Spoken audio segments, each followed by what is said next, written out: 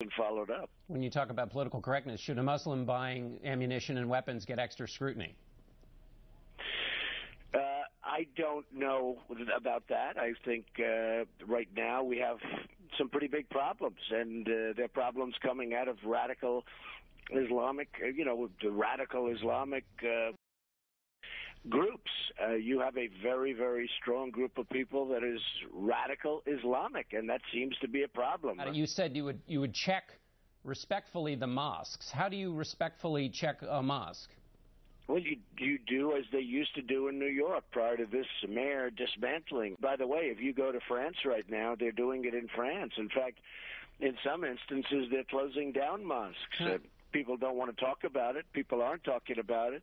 But look at what they're doing in France. They're actually closing down mosques. Can I ask you just a bottom line question before we move on? You like to speak plainly. In December, we talked and you said there possibly should be profiling. Just as a bottom line here, are you talking about increasing profiling of Muslims in America?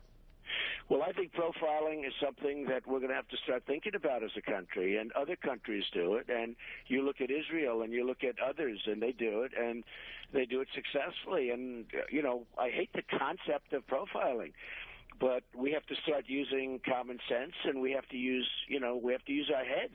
I see people that, and I've seen it recently. We had a case where, very much, in my case, where we had tremendous numbers of people coming into a speech I was making, and, people that obviously had no guns, had no weapons, had no anything, and they were going through screening, and they were going through the same